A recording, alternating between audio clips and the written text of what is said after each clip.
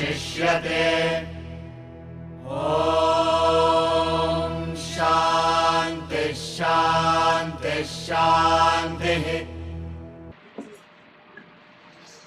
We'll chant from mantra 1 to mantra 8 of Ishavasya Upanishad. ॐ ईशावास्यमिदगो सर्वं यत्किञ्च जगत्यां जगत् तेन त्यक्तेन भुञ्जीथा मा गृधः कस्य स्विद्धनम्। कुर्वन्नेवेह कर्माणि जिजीविषेच्छतगो समाः। एवं त्वयि नान्यथेतोऽस्ति न कर्म लिप्यते नरे। असूर्यानामते लोका अन्धेन तमसावृताः। तागुस्ते प्रेत्याभिगच्छन्ति ये केचात्महनो जनाः। अनेजदेकं मनसो जवीयो नैनद्देवा आप्नुवन् पूर्वमर्षत्। तद्धावत्तोऽन्यानत्येति तिष्ठत्तस्मिन्नपो मातरिष्वा दधाति। तदेजति तन्नैजति तद्दूरे तद्वन्तिके। तदन्तरस्य सर्वस्य तदु सर्वस्यास्य बाह्यतः। यस्तु सर्वाणि भूतान्यात्मन्येवानुपश्यति। सर्वभूतेषु चात्मानं ततो न विजुगुप्सते। यस्मिन् सर्वाणि भूतान्यात्मैवाभूद्विजानतः। तत्र को मोहः कः शोक एकत्वमनुपश्यतः। सपर्यगाच्छुक्रमकायमव्रणमस्नाभिरगो शुद्धमपापविद्धम्। कविर्मनीषी परिभूः स्वयं भूयाथा तथ्यतोऽर्थान् शाश्वतीभ्यः समाभ्यः। The greatest message that all the Upanishads want us to grasp is that Brahman alone exists and the purpose of life is to realize the Brahman. This was nicely indicated in the invocatory mantra that we covered in the last class, that Purnam has come out of Purna and what remains is Purna. Therefore, it gives us a strong point for us to contemplate that what has actually emerged is something apparent. It is not something real. Because if really something has come out of it, then the original stock must have been reduced. But it is not so. From the experience of the self-realized masters and from our own limited experience of the world, which is the opposite, we come to the conclusion that Purnam always remains as Purnam only. Therefore, what is this phenomenal world, universe that we are looking at? It is nothing but a apparent reflection of that reality. And that is why the reflected entity also is Purnam, he says, because it reflects the qualities of the Brahman. It has no independent existence apart from the Brahman. Chapter 15, first topic, deals with this. In Bhagavad Gita, you can revise how he talks about the great Ashwatha tree. That Ashwatha tree is standing on the main root, which is Brahman. And all the subsidiary roots are dependent on the main root. But it is the fool who thinks that this world exists without any foundation. In the 16th chapter, next chapter, Krishna talks about the Asuric people dismissing with such frivolous arguments that it is all play of lust. There is no foundation for the world, like that they say. But Upanishads are very clear that the foundation, that is Brahman alone, is the reality. The apparent universe that we see is mere play by the imagination of the perceiver. Now, this is very strongly rooted in the first mantra, the grand mantra of Ishavasya Upanishad, from where it derives its name. We will chant mantra 1 twice. ॐ ईशावास्यमिदगो सर्वं यत्किञ्च जगत्यां जगत् तेन त्यक्तेन भुञ्जीथा गृधः कस्य स्विद्धनम् ॐ ईशावास्यमिदगो सर्वं यत्किञ्च जगत्यां जगत् तेन त्यक्तेन भुञ्जीथा गृधः कस्य स्विद्धनम्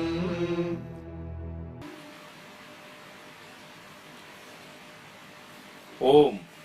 All this, whatsoever in the changing universe, is pervaded by the Lord. By renouncing that may you enjoy. Do not covet anyone's wealth. This is one of the most celebrated mantras of the whole Upanishad, not just this Upanishad, of the entire Vedas. This is considered one of the very key mantra. As everywhere, the mantra starts with Om, Om being the representation of the ultimate reality. Om is uttered first even to invoke the reality for the well-prepared seeker who is a foremost student. For him, probably that Om chanting is enough for him to catapult to the next level of consciousness. He is such a prepared student. So therefore, Om, for various reasons we have seen before, that it is chanted in the beginning to remind us of the purpose, which is the reaching of Brahman. It represents the Brahman in entirety. No other pratima or symbol or whatever you call it can come close to Om. Everything is contained in Om. The traditional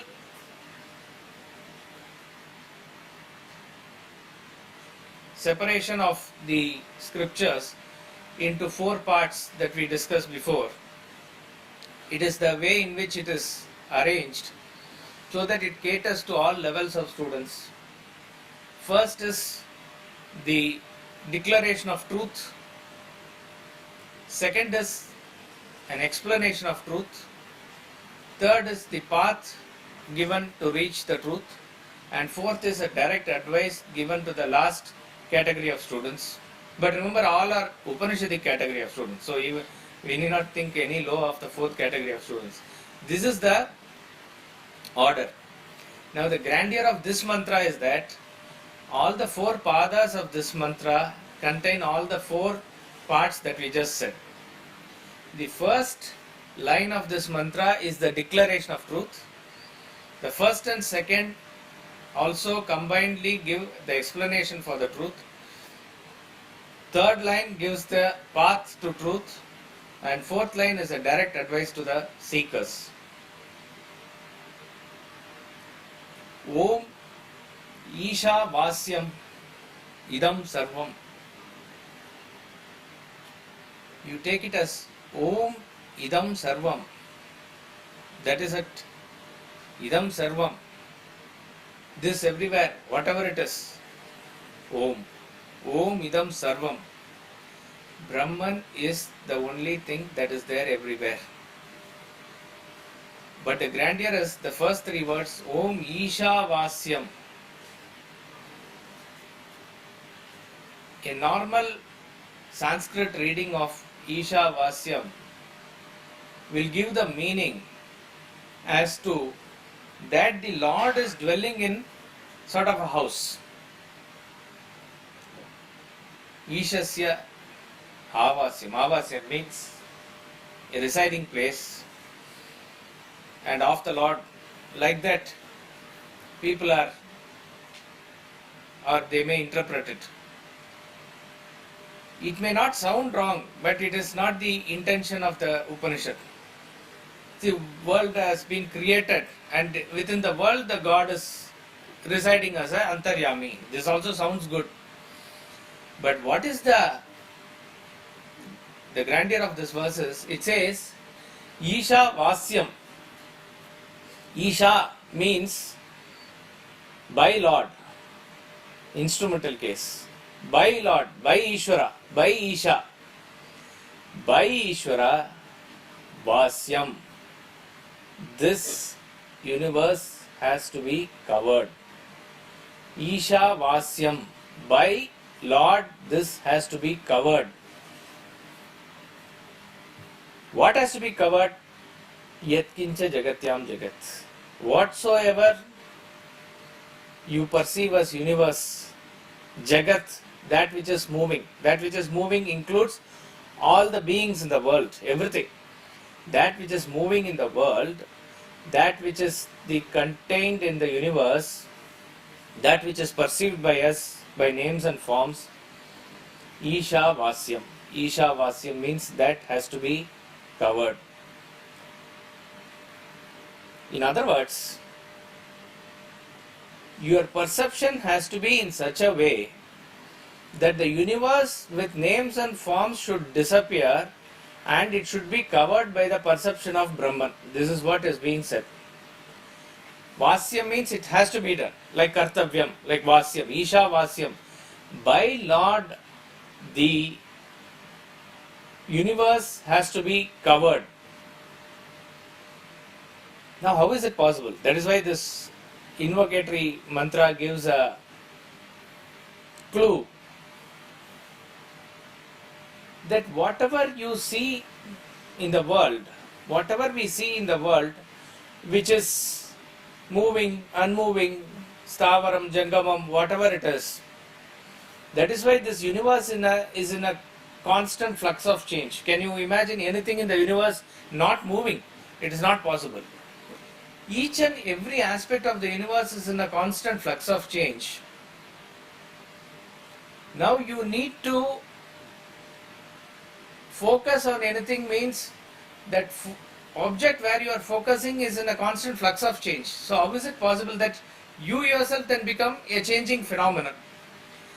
So you try anything apart from you, it is in a constant movement. It is in a constant movement. It is like saying that you try to focus on the unmoving screen when the movie is going on. It is not possible. The movie is going on in a great speed and you try to focus on something that moves and your perception also moves there. Therefore, you have to focus on something which is unmoving.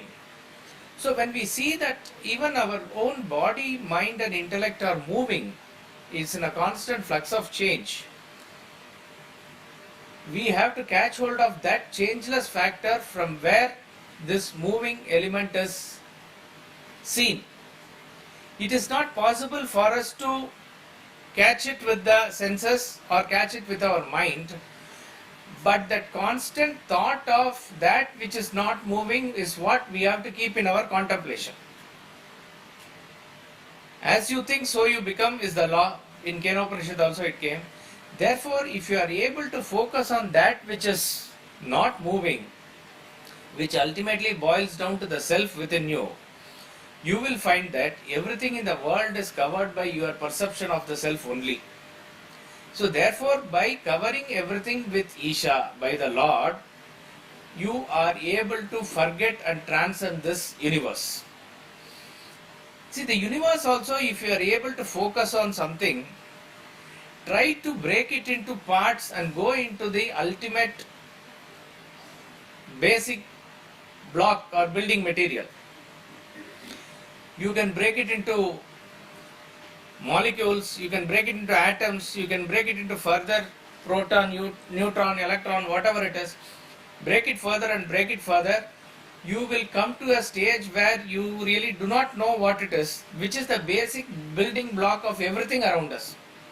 When it comes outside, it gives a totally different picture. But when you go to the core element, it is one and the same. See, we are not talking about even a particular element taking different forms, like the famous example of carbon becoming charcoal and diamond. That is very clear example Swami Ramtirtha gives. But science says all other metals, including carbon or iron or gold or whatever it is, when you go into the core substance, it is one and the same. What makes them actually different is the various permutation and combination of the positioning and balances of the atoms and the electrons which are present inside. Otherwise, you go inside, it is the same. We have said this experiment before. You take any color glass or glass bangle and break it independently, crush it, put it in a mortar and a pestle and crush it further and further till it becomes fine powder. The color of the powder is white. Yeah, for us it is white, it will appear as. Red also goes into white, blue also goes into white, yellow also goes into white. How is it possible? But that is the sort of magic. When it is built, it becomes colorful, but at the core it is not there. Science says that what is projected as 7 Vibgyorich colors through a prism is actually colorless light. So what is interesting is the light that is reflected and that we see has properties, has colors. But that original light which is getting refracted through the prism and is appearing before us as color is actually not having any properties. It is colorless. It is only propertyless, but it is not nothingness. That is what we have to remember. There is something, but that something has no attributes at all. But we are able to visualize only that which is giving us color, properties, etc. Exactly the same way, the solid seeming world, the universe that we are seeing, Jagat, Jagat means it's a movement. This is the grand beginning of Bhagavad Gita lecture also by Krishna, chapter 2, verse 11. Gatasun agatasuncha nanushochanti panditaha. He says, the wise do not grieve for those who are going, those who are gone. Gatasun, agatasun, the living and the dead. Universe is one grand movement. This is what we need to recognize. Certain things seem stationary, but there is a random movement beneath that surface. If you are able to have that type of a microscope, you will be able to see. So there is nothing which is unmoving here, and this unmoving world where we try to focus our mind on, it will be vacillated, it will be oscillating here and there along with that movement. Therefore, it is your duty to cover this world with Isha, the Lord. Therefore, you have to think in terms of how you are able to perceive that Isha. So those who are able to see that, they are not able to see the universe. Those who are able to see only the universe, they are not able to see that. There is a great Tamil saint called Tirumular. In fact, collection of his poem verses, we can't say poem because it is called Tirumandiram. Mandira means mantra. Tiru means Sri. He is talking about the greatness of the Supreme Lord only. In that he makes a statement which is corroborated by Bhagavad Gita and other scriptures. I mean, I'll say it in Tamil first, and meaning is very clear because it is talking about a Vedantic example. He says, Maratil மறைந்தது மாமத யானை மரத்தை மறைத்தது மாமத யானை. Maratil means, mara means tree, wood. Maratil மறைந்தது means in the wood is hidden மாமத யானை, a big elephant. A big elephant is hidden in the tree. மரத்தில் மறைந்தது மாமத யானை மரத்தை மறைத்தது மாமத யானை. When the elephant becomes manifest, he says it has swallowed the tree. The tree is hidden. The tree is hidden in the elephant is hidden in the tree. See, there is a big statue of a elephant made of wood. The sculptor is there. He has made a beautiful statue. He is viewing it as a beautiful piece of art of the wood. His young son is coming. As he enters the room, he is very afraid because he is seeing a very big elephant. So the son is seeing only the elephant, and in that elephant, what is actually hidden is the wood. He is not able to see the wood. He is seeing the form. He is seeing the tusk. He is seeing the trunk. He is seeing everything about the elephant and is getting afraid. It is his imagination. Correct. The sculptor takes the son towards the elephant, makes him feel everything, and he assures him that it is wood only. Slowly, let us assume he grows and his vision changes that it is wood. Then what happens? The elephant is gone. He sees only the wood. So like that he says, Marathil மறைந்தது மாமதையானை மரத்தை மறைத்தது மாமதையானை. Same thing like that he says, பரத்தில் மறைந்தது பார்முதல் பூதம். Param means para, that is supreme. மறைந்தது, it is hidden. Parmudal Bhudam means the 5 elements that is contained in the will. And for the ignorant, Parathai Maraitadu Parmudal Bhudam. For the ignorant, the supreme is covered or supreme is enveloped by our sense play, and we see the elements with our perception. So actually, there is only one entity. The Jnani is able to see the Brahman only. The Ajnani is able to see the universe only with the 5 elements, with his perception. Now, whose perception is right? You cannot say, for you, your perception is right, and for me, my perception is right. You can say, somebody's perception is at a lower level, somebody's perception is at a higher level. So the next question arises as to whose perception is at the lower and whose is at the higher. It can never happen that a Jnani's vision comes back to the Ajnani's vision. It can only happen the Ajnani's vision gets enveloped into the Jnani's vision. See, what is this? The moment a person is able to see the rope, he can never see a snake. You try it. After you have seen the reality, which is the rope, you can try and see, but it will not appear. But for the moment when the snake is appearing, it appears very real and you are not able to see the snake. But then somebody leads you there, make you touch, and you are now convinced and your thought is also changed. From there, it can get into the vision that it is a rope. It is possible. Therefore, a child's vision will go into an adult's vision. An adult's vision will never go into a child's vision. Therefore, it is and the Guru or the Rishi is not going to enforce his vision upon us. He will only wait for you to grow up. That's all. That is the state of objectivity that he maintains. But he states the truth here that whatever you perceive in the world, you ought to cover it with that vision of the Lord.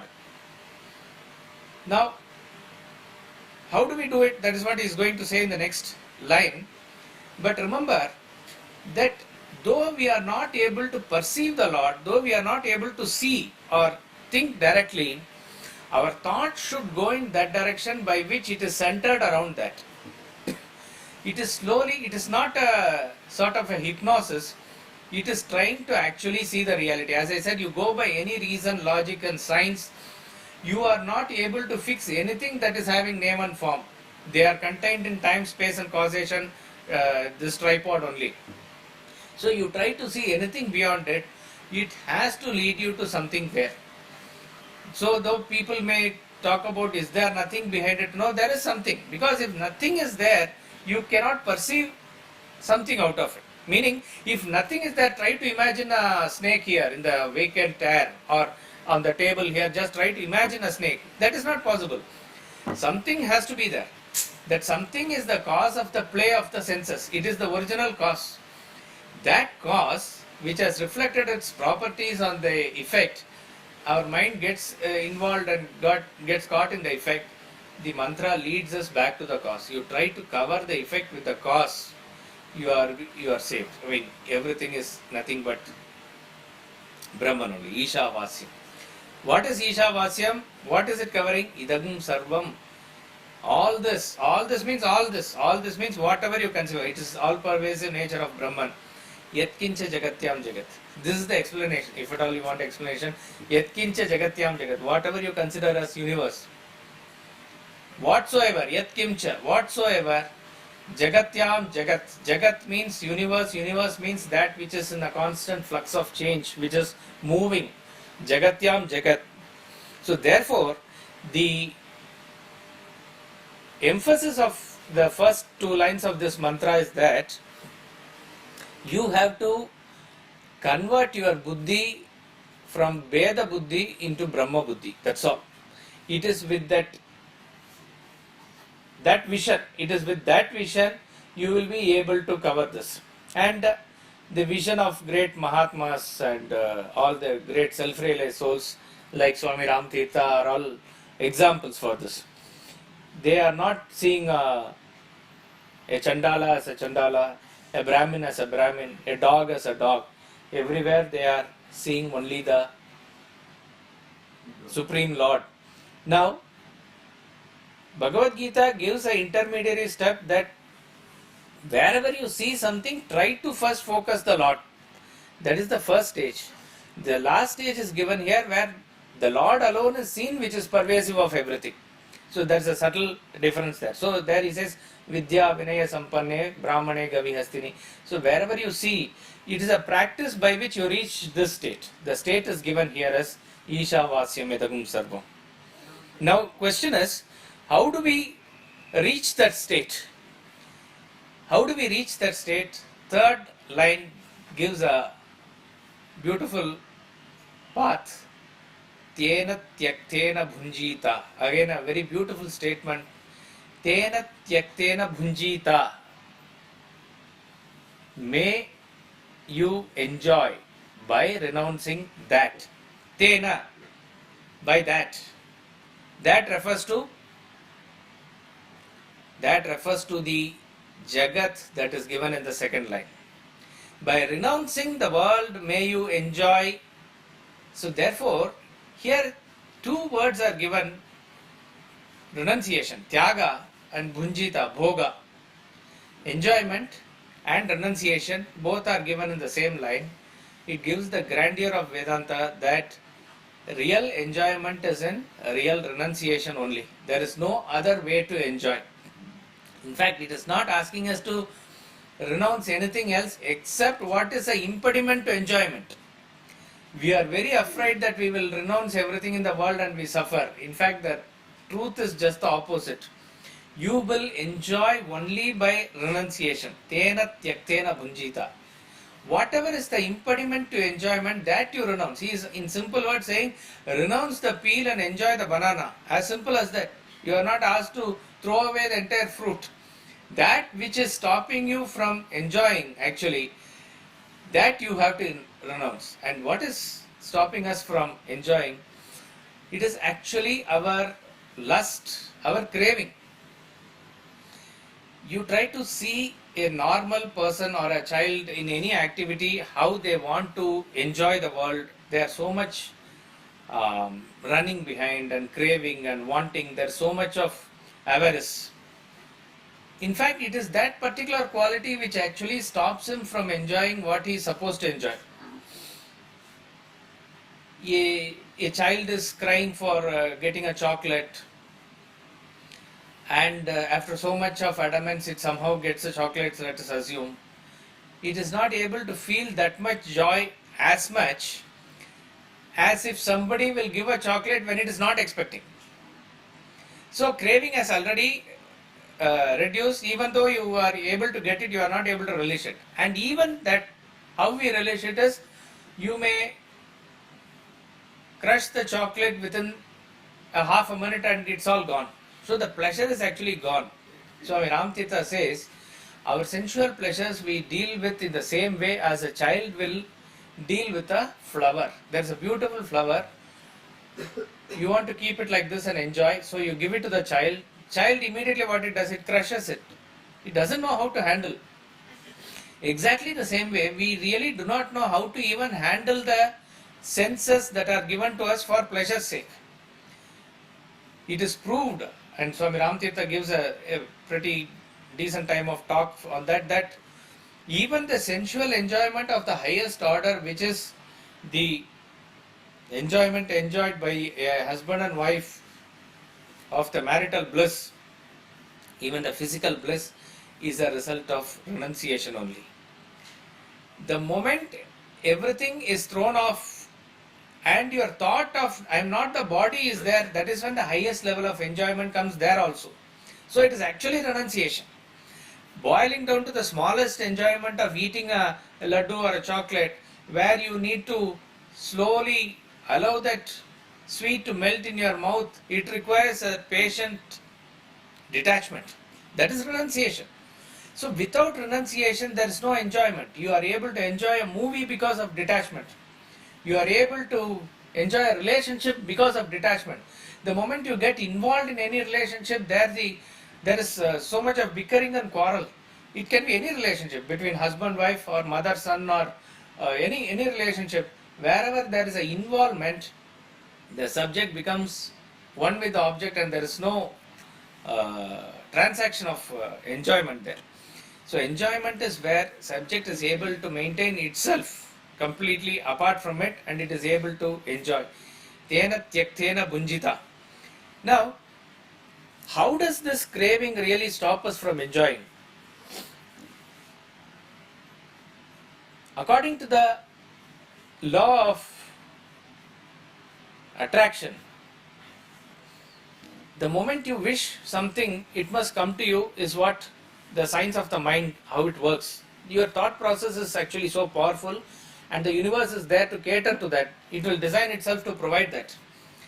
But what really stops that object from reaching you, or why it takes long, it is because of the resistance that is created by your constant craving. The example given again by Swami Ramtirtha is, a person is sitting in the car and he is in the back seat. As he goes, he sees another friend who is walking on the road. He wants to give a lift to that person. So he is opening the door, stopping the car, opening the door, and says, "Come in." But he doesn't do just that. He says, "Come in, come in, come in." He keeps on pulling him, and his hand is also pulling, but he is not able to come in because he is sitting there in the edge and blocking the way. So what he must do, he must say once "come in" or once pull him, and he must go inside. That going inside is actually withdrawing. Once you withdraw, you are creating space for the other person to come in that example. Exactly the same way, once you are able to desire something, if you are able to withdraw yourself and allow that space in you, the object of the desire has to come in. But we don't do that. That craving aspect of the mind constantly is able, it's only creating a resistance by which the object is not actually coming. And that is why various karma are given, etc., how to desire and how to keep that desire in the proper way. So therefore the essence here is, it is by renunciation that you enjoy. Now we have come down to speak of renunciation as a means of enjoyment even at a sensual level. But he is not talking about that. The grandeur of the mantra is talking about renunciation of whatever you consider as a great enjoyment in this world. It is not enjoyment at all. Those who have got the higher enjoyment. So Ishavasyam Idagam Sarvam means Bhagavad Gita also says the same thing, that Rasavarjam Rasopyasya Param Drishtva Nivartate. Unless you get the taste of that rasa, how will you know? You will be only caught up in these enjoyment. Have you seen that movie? Have you seen this club? Have you seen, no, Denmark I have gone, this country have you gone? We will be only going from one destination to another in the same plane. But if a higher taste is not given to us, if it is not shown to us, how will we know? So therefore, by Ishavasyam Idagam, by keeping the thought of the Isha at all time, our level of enjoyment must be at a different level. There was a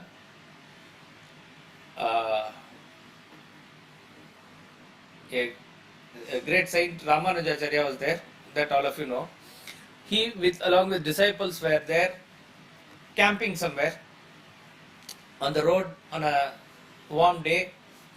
A great wrestler type of a Pahalwan, very well built and a nice looking person. He was holding umbrella for a very beautiful lady, his lover or wife, we don't know. He's holding the umbrella and she is walking and he is walking behind. It seems unnatural. I mean, he is sort of a commander in chief, like that type of a personality, but he is walking behind her holding umbrella, but he has no grudges about it. He is walking with straight head, and everybody is laughing, and even the other disciples of Ramanujacharya are not able to control themselves looking at this unnatural sight. But how Ramanujacharya saw it was completely different. He saw some conviction in that person. That conviction that this is what I ought to do. That sort of some strong conviction he had, and he was doing it. So he went and asked him, why are you doing this? Will not the world laugh at you? Will not the society laugh at you if you do like this? He says, yeah, many people are laughing, but tell me why I should not do this.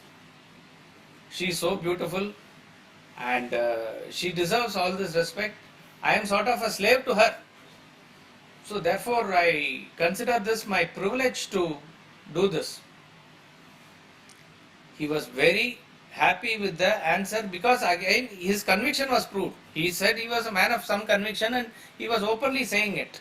He was saying what was inside. There was no shame about it, and he was very straightforward about it. So then he asks, what if I show somebody who is more beautiful than this? He says, impossible. More beauty than this is impossible, so it's out of question. He challenges, what if I show? He says, I will become a slave of not that person. I'll become a slave of you. Who has shown that person? So the story goes that he showed Lord Ranganatha, Vishnu, who was coming around in the street of Srirangam, and his mind really turned towards him, and he became one of the greatest devotees. This is many stories like this. Now the point is, unless he enjoys that higher sight, that higher enjoyment, why is he going to leave this? So therefore, if we have not got the taste, so what is the use of this class or a morning session like this or your own morning study? It might be a mechanical ritual to begin with, doesn't matter, still I would say continue. But it must get you that taste.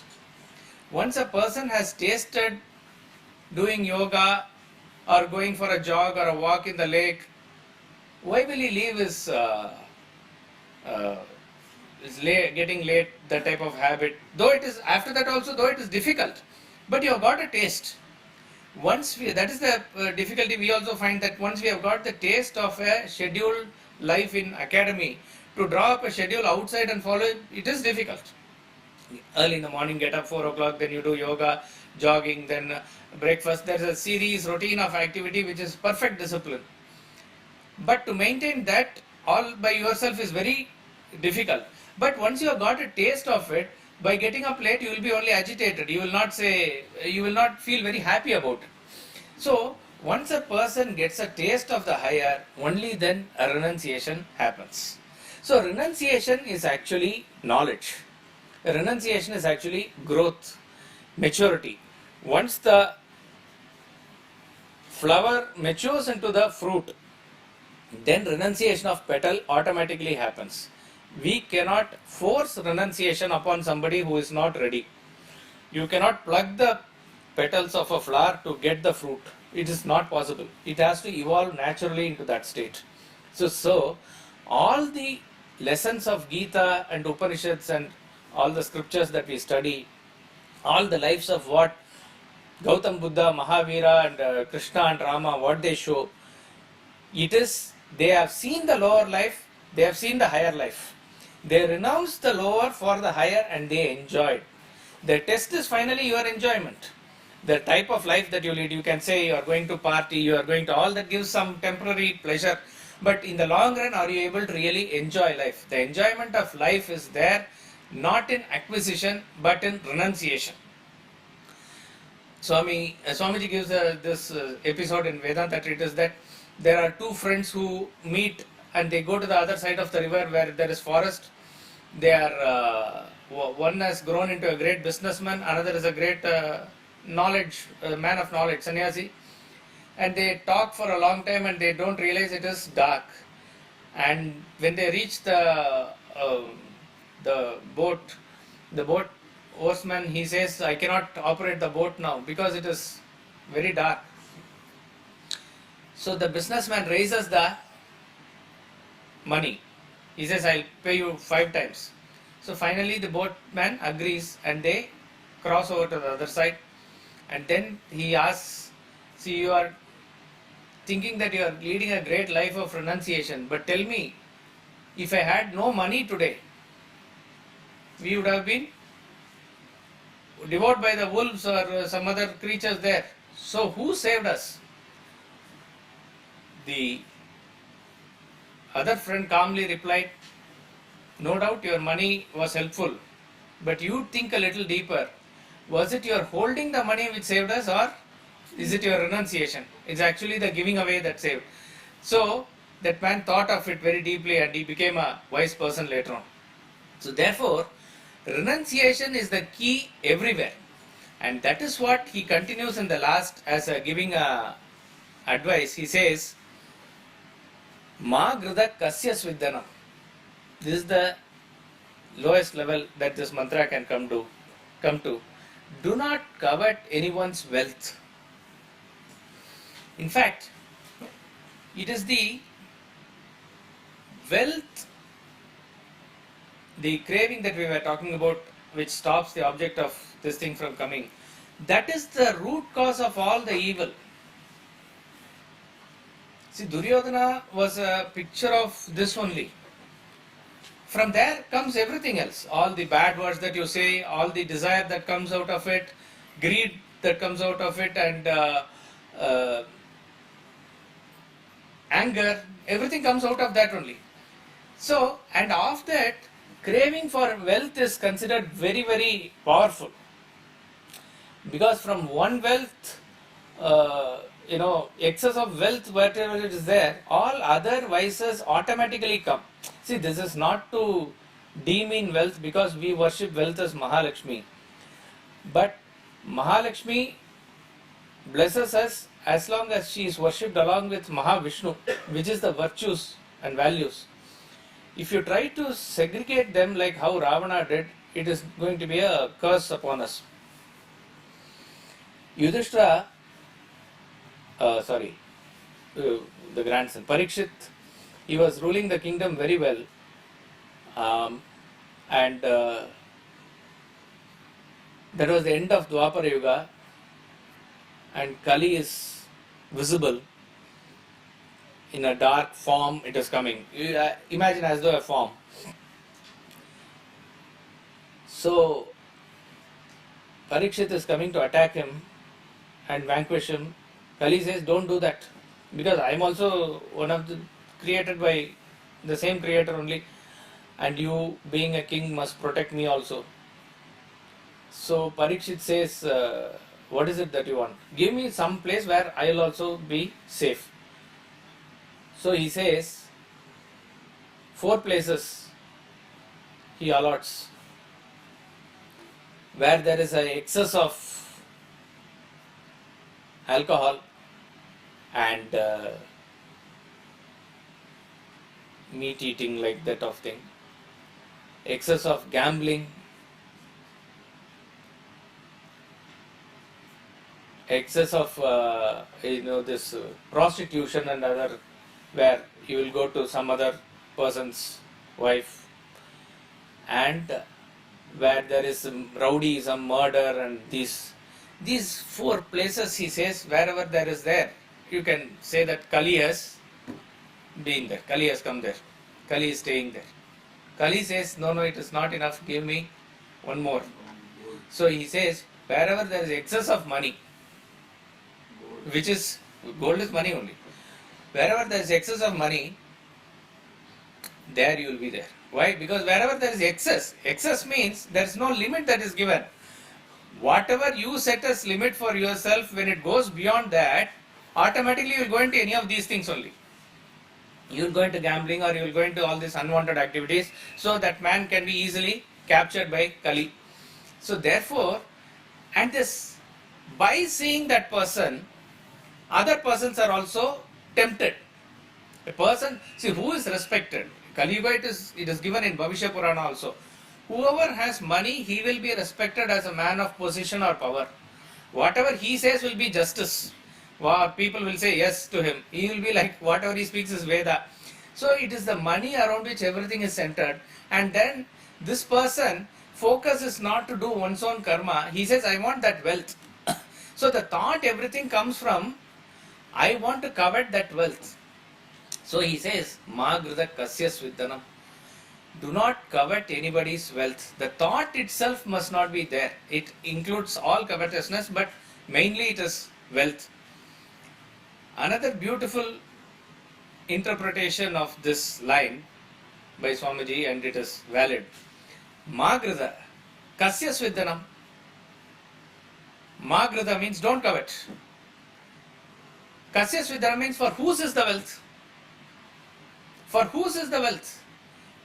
Can you say that you take out of your own purse, I have taken money, or I have stolen the money? Whose money is it? Your money. Your money, how can you steal? How can you covet? So, Ma Grida, don't lower yourself. Don't think low of yourself. Whose is the wealth? Therefore, what is the point that is being suggested here is the same as the previous verse. It is connected there. If you are able to see other as one, actually his wealth is your wealth. How does it matter whether it is in his pocket or your pocket? It is the same thing. So the real vision, Isha-vasyam, boils down to this. The real vision is when you are able to cover everything with the vision of Lord pervading everywhere, there is no mine and yours. There is no his and hers. There is no separation at all. Whose wealth is it? It is all mine. See, it is like saying, a king is there, for him the whole kingdom belongs to him. His young son is there. He comes to the dining table and they are serving him food. He says, no, this is not my plate, that particular plate that he has, this is my plate.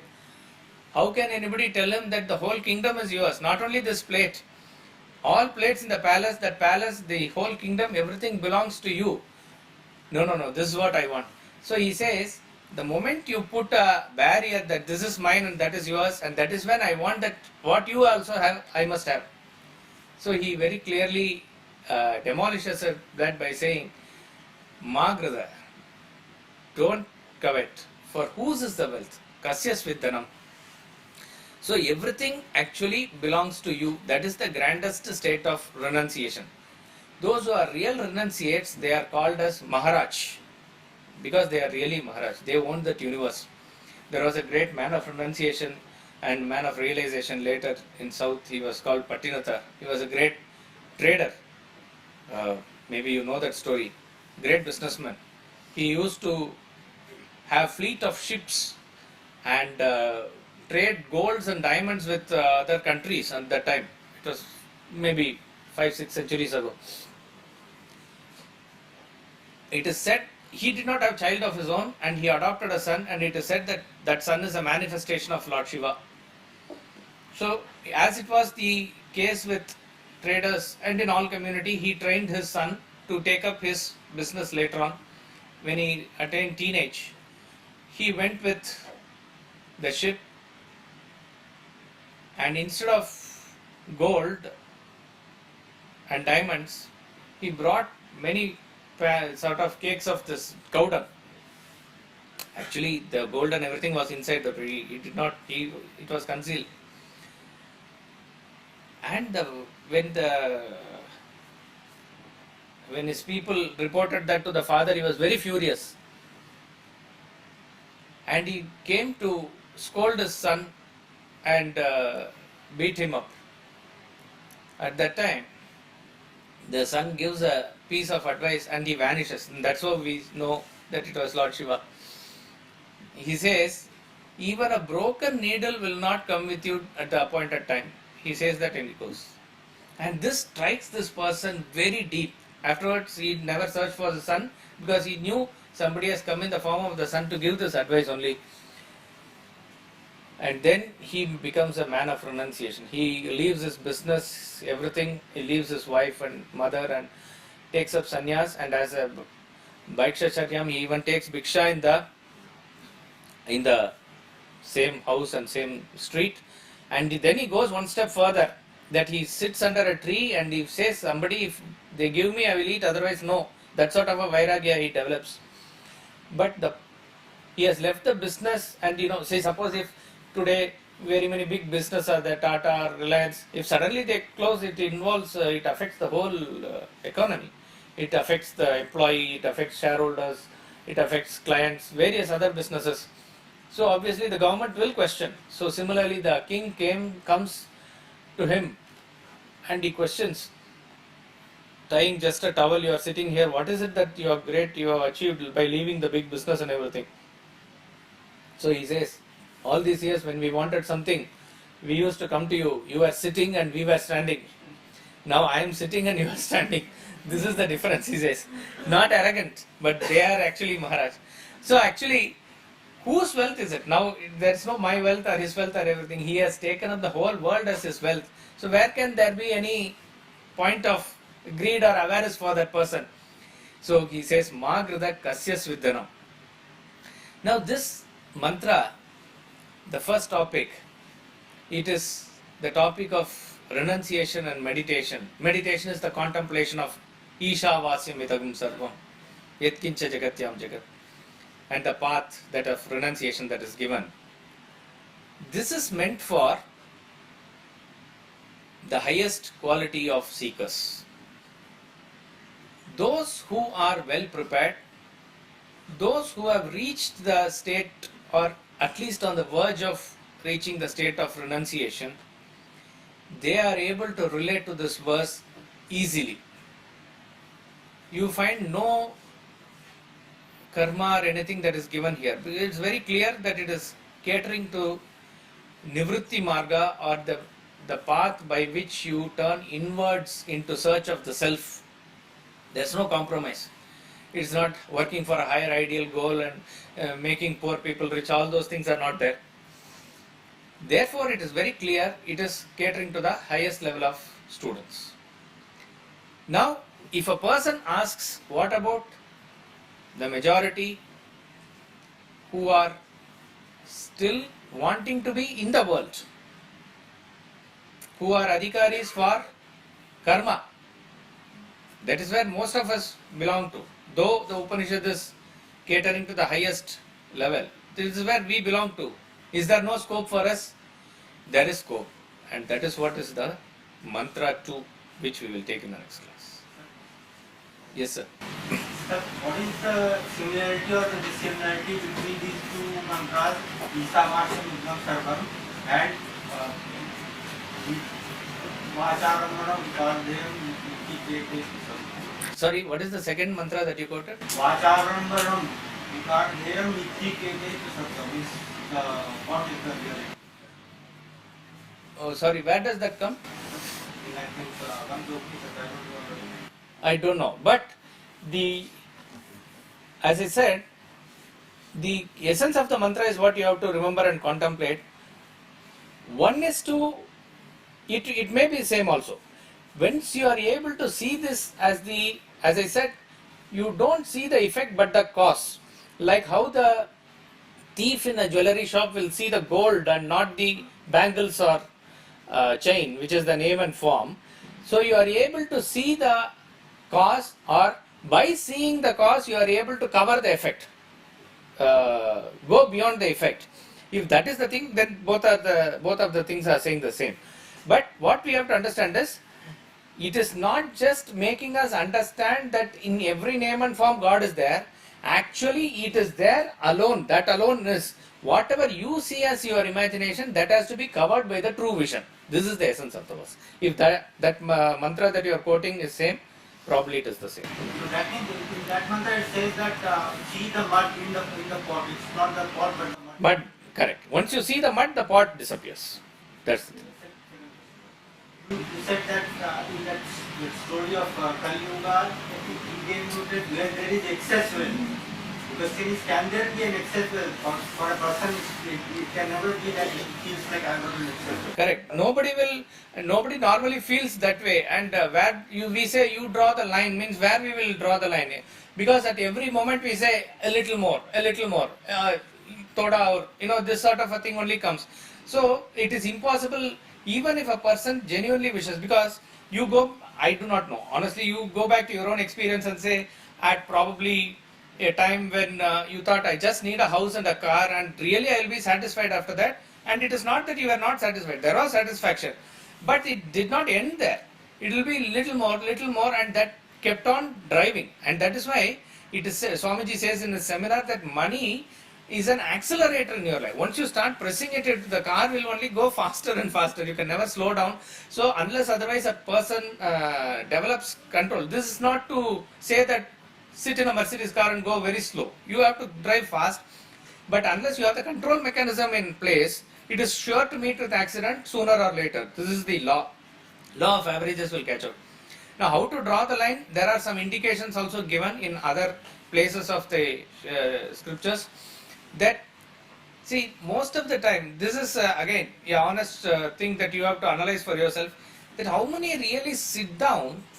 Okay, there was a time probably you wanted to stand on your own legs, have own house, that is all justifiable. After the basic things are settled, okay, that there is no threat to your existence, let us say. How many of us really sit down to think as to and calculate what is the sort of, taking into consideration inflation and other things, how much wealth do I really need? What is it there where I must draw a line and say, enough, I have other things to do in life? That nobody really thinks. But he gives a formula for that. You think in terms of what you really need for your monthly expenses. By now you know what is the average expense, etc. And the money that is required for your dependents, that is who are around you, the servants or drivers, or that could be a sister or somebody staying with you, like that dependent circle. Then set aside a little bit portion for emergency, unforeseen, certain there could be a hospitalization or anything. So therefore there also there's a mediclaim or something that you are keeping to ensure. And as you are earning, set aside a little portion for your post-retirement thing, so that you are again not dependent on others. And fifth and most important thing, set aside something for charity. Now this charity doesn't come under taking your servants, that's all your duty. Charity is dana, where you give for a cause without expecting anything in return. Even what you give to the master that you learn from, it's not dana or charity. So though somebody may give and claim 80G for it, it is not charity. It is called dakshina. Dakshina and dana are different. Dana is just you give where it should be given, where you have no connection, and it is an obligation. So these 5 things he says, you calculate and you'll know. Once that is there, do not bother about wealth. But this is the right way. But the wealth's power is so powerful that it draws you beyond that all the time. So therefore the intellect must be very powerful enough to draw the line. So there is no fixation of what is excess or poverty for in terms of real numbers. Each one has to calculate it this way. Yes, sir. So the world is in constant flux of change, and you read something changeless to recognize this change, as the mantra says. And of course it goes ahead to say that you see everything as Brahman, so you are able to see that what others again changes. Right. At a lower level, to begin with, can we do it in a way that there is Brahman inside me, and from this changes Brahman I am seeing the world which is constantly changing. So at a lower level, is it not easier to work like that? Correct. In fact, it's not lower level. That's the way. The changeless entity of Brahman is there within you, and that is what you need to identify with. All the other things like even the Pratima, Murti or great idols of Narayana or Shiva, whatever you worship, is also representative of this changeless entity only. Therefore, to focus on the self within you is the ultimate. In fact, when you say lower level, we can only give keep an ideal and work. That is the fixation that is also changeable in the long run. Okay, but for the short run, you can keep it as a ideal or a goal and do. But ultimately, what you say is right. That the changeless entity within you, from where you notice all this change, what is it? What is it? The Kenopanishad, eye after eye, ear after ear, you go within and you try to fix that. That is the way to catch it. Because it is not possible for you to catch it outside. Once you are able to fix that inside, you see that pervading everywhere outside. It is trying to catch it within you. The second question, sir, it talks about the only way for enjoyment is renunciation. Yes. But finally, when you actually at the last stage, are you not even supposed to forget that enjoyment? Right. No. You are. It is. See, the point is, renunciation. Renunciation is not for enjoyment, but renunciates enjoy. Yeah, that's right. See, Shankaracharya says, who was the greatest sannyasi or renunciate, if a person thinks this family is full of trouble, problem, so much of bickering, quarrel, this, that, there's no peace, I want to enjoy, so I leave everything and go to Himalayas. You are not qualified. You are not qualified because you are escaping from something and coming, seeking enjoyment. That seeking enjoyment itself makes you only a worldly person. So seeking of enjoyment is not the aim. But genuinely you are fixing a thought on the higher by which the mind becomes calm, that is actual enjoyment. So therefore you take it to the last stage of meditation, there the thought of the self also goes. So that is why in the Gita he says, you are able to renounce yourself in that fire of Brahman. That is the ultimate ideal. So renunciation is the key, not in just the world, but going beyond the world also. So can we say that enjoyment is the effect, not the cause? It is the effect. And that effect is actually the real you. That is the real state of you is enjoyment. So enjoyment is not procured. When we say in that ultimate sense, it is not the effect of some karma. It is the dropping of karma that makes the actual enjoyment entity in you blossom out. That's how it is. We'll conclude with the bhajans here.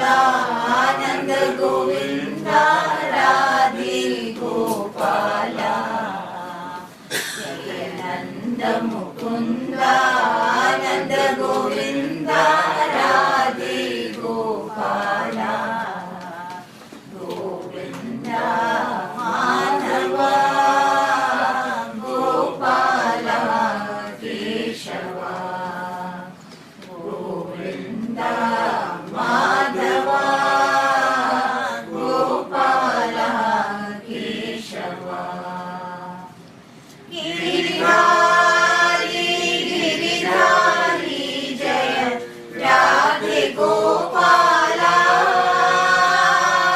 Giridhari Giridhari Jaya Radhe Gopala Ghanshyam Shyam Shyam Jaya Jaya Radhe Gopala Ghanshyam Shyam Shyam Jaya Jaya Radhe Gopala Jayananda Mukunda Ananda Govinda Radhe Gopala Jayananda Mukunda Ananda Govinda Radhe Gopala Govinda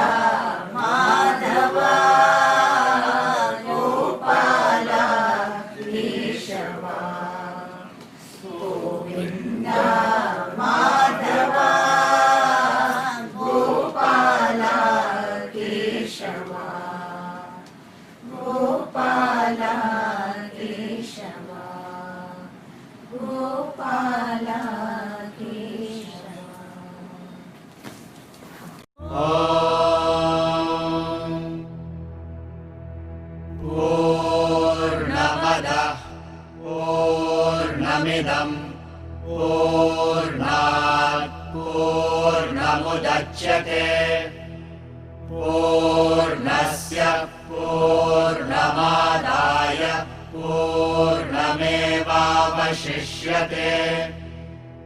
ॐ शान्तिः शान्तिः शान्तिः।